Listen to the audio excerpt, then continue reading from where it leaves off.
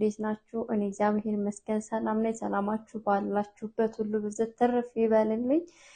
ዛሬ ደግሞ ከትላንትናው በቀጠለ በፓርት 2 መጥቼላችኋለሁ። ውድ ተመልካቾቼ ትላንትናው ያነሳነው ርዕስ ምንድን ነበረ?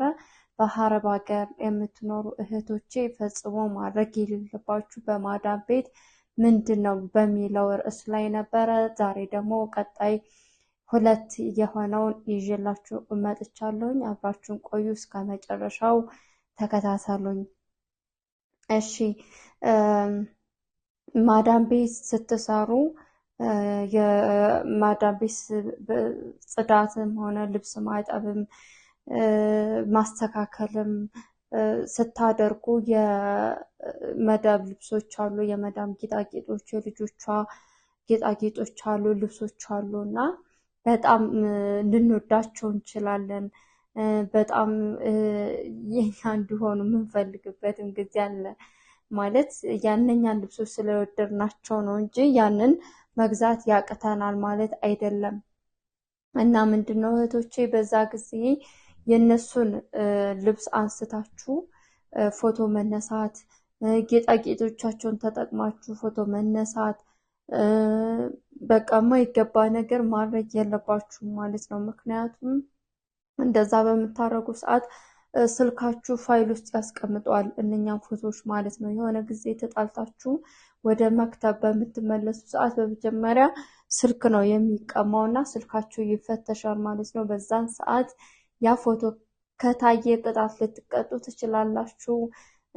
ወደ ሀገርም ሊያባርሯችሁ ይችላሉ ሳትሰሩ ማለት ነው። ስለዛ ሜቢ እንኳን ወደ እንደዚህ ያለ ነገር ቢፈጠርባችሁ ከፋይላችሁ ላይ ሙሉ ለሙሉ አጥፉት ወይንም በአፕሊኬሽን ፎቶ መደበቅ አለባችሁ።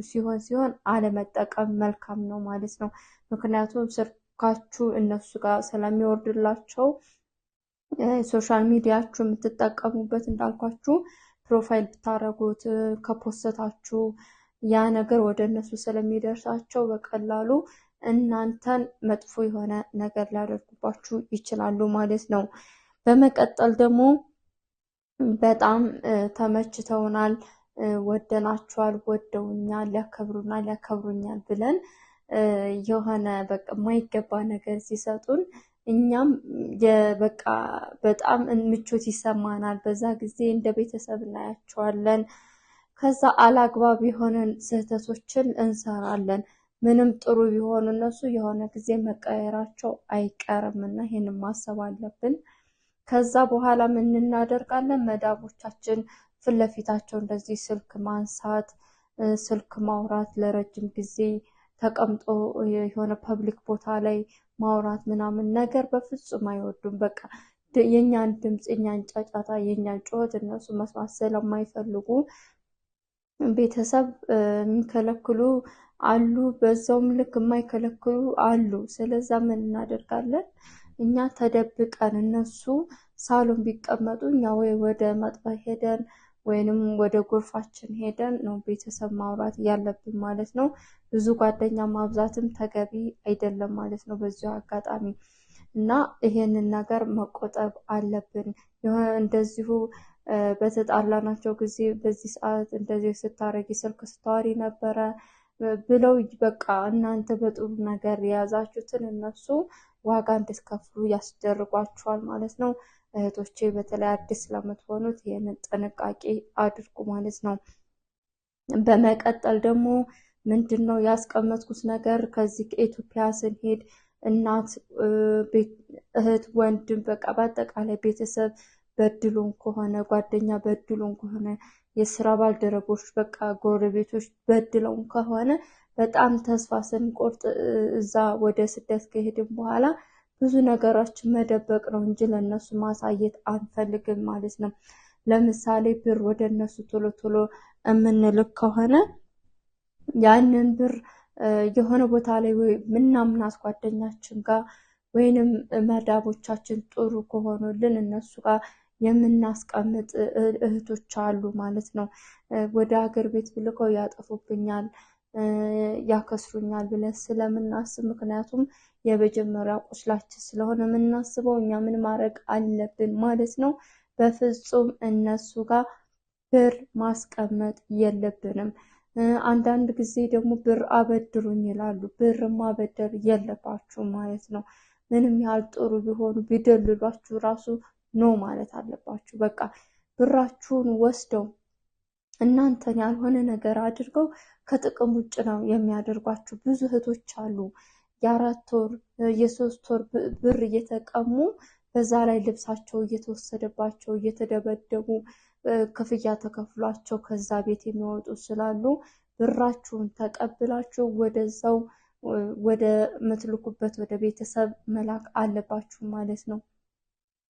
2 ወር 3 ወር የሚያቆዩባችሁ ከሆነ መቀበል አለባችሁ ቶሎ። እኔ እናቴ ያስፈልጋታል ቤተሰብ በቃ ላኪ ብሎኛል እኔ የምሰራው ነገር አለ ብለን የሆነ በቃ ምክንያት ነገር ፈጥረን ከነሱ ተቀብለን ቶሎ ብራችን ማሸሽ አለብን ማለት ነው። በመቀጠል ደግሞ ቦርሳችን ውስጥ ብር የምናስቀምጥ ከሆነ